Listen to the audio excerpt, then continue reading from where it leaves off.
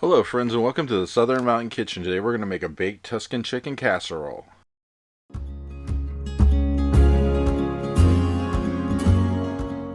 So what you see on my counter is what we're going to use to make this. There's really not a lot going into it, but this will make a very large meal that can serve a whole family, which is really wonderful because this is going to bake in a huge pan. We're talking like 9.5 by 13.5. You're going to need something really large to bake this in, but it's going to produce a lot of this casserole, and then you can pair it up with some bread or whatever else you want to put with it. But in the end, you're going to have something really amazing. A lot of people are going to be able to eat it, and it's going to be something that's a crowd pleaser. So let's get started. As I said, you need something about a 9.5 by 13.5 pan. Spray it with some nonstick cooking spray because we don't want this to set up shop. And then we're going to set this to the side and start working on the other things that are going to go into this. So you're going to need at least 2 chicken breasts to put into this. You can put in more if you want. If you wanted to have like maybe 3, it's okay.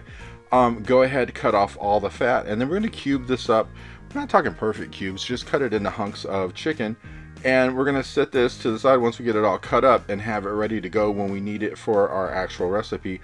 But just make sure you get all the fat off of it, get it all cut up into cubes, and really this part's really quick and easy to go through because cutting up the chicken is like nothing. But this whole recipe really is not hard to make. There's just really not a whole lot going into it. But when you're cutting up your chicken, make sure if there's any hard pieces on the side, you get those off of there. We don't really want that ending up in the mix. So go ahead and keep cutting up until you get this completely done. And this is about a pound of chicken here that I'm using. You can actually use more. Like I said, if you wanted to put 3 breasts in this, you could probably get away with it. Just don't overload your dish because there's a lot of other ingredients going into it. So we want to make sure there's room for everything. So once we get this all cut up, we're going to move on to the next stage of this. So we have our large pan here, and then we're going to put in at least 2 cups of Orzo. Put that all the way across the bottom, make sure that we've got it completely coated. And we just want to make sure it goes side to side, back to back, whatever, for the whole baking dish. We don't want any of this like not covered with some of it. And then afterwards, we're going to add our chicken right on top of that. Now, when you're putting your chicken in, just make sure that you totally like put it all over the place. It's not all lumped in one corner. Now, if you wanted to, you could have already put some salt and pepper on your chicken. It's really not necessary because we are going to actually put some seasoning into this in just a second anyway. So go ahead and get all of that chicken in there. And as you can see, the chicken actually covers quite a lot just with the 2 breasts that I used. So really, it just depends on if you want more chicken or not to put more in this. Now, we're going to bring in some seasoning to this in just a second. So you're going to need a teaspoon of each: salt, pepper, Italian seasoning, and garlic powder. So 1 teaspoon of each. Once you get it into a bowl or whatever container, just shake it over top of all the chicken. That way it's going to give flavoring to everything. And then after we get this done, we're going to bring in some minced garlic next. So you need at least a tablespoon of minced garlic. And once you're going to put this in, yes, sometimes you get this out of a container, it's kind of wet or whatever. Just use a spatula and knock a little bit in as you're moving over top of all the chicken. And once you get all of that in, you're going to need a bag of spinach. We're talking a small bag, we're not talking a jumbo one. But we just want to get something like the frozen kind. And we're going to go ahead and put this over top of the whole dish right now. Now, when you're doing this, frozen spinach is going to come in blocks. Some of it's not going to break up easily. You're going to need to take some of it and break it into smaller pieces. We don't want any huge round lumps of this. So just go ahead, get it in there and break it out. And just get it all over the place. And just make sure that you get this totally covered all over the top of the chicken, the orzo, and everything else, because we want to kind of go all around the dish with everything we're putting in there.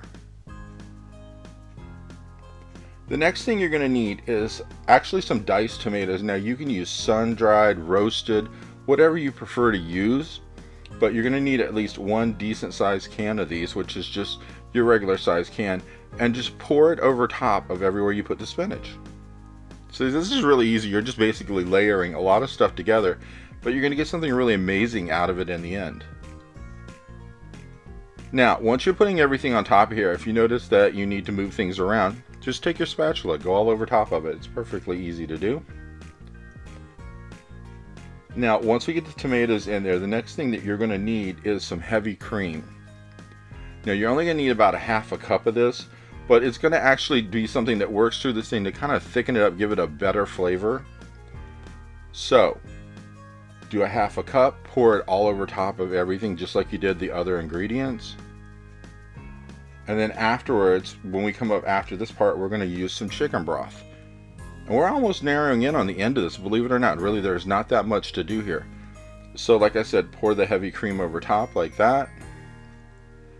And once you got at least a half a cup in there, then you're going to come back to this with 3.5 cups of chicken broth.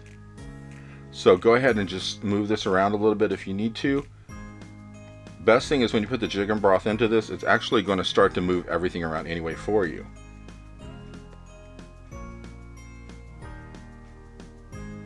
So as you're pouring the chicken broth, just try to move all around the edges of this thing to make sure that we get a good coating over top of everything that's already in there. And as you can see, it's actually moving everything, even the heavy cream around, which is perfect. So all these flavors are mixing together as we're putting the chicken broth over top. Now, when we go to put this in the oven, we're going to bake it at 425 degrees uncovered. And it's going to be in there for 45 minutes. So go ahead and move it around a little bit if you have to get everything kind of submerged underneath the liquid level.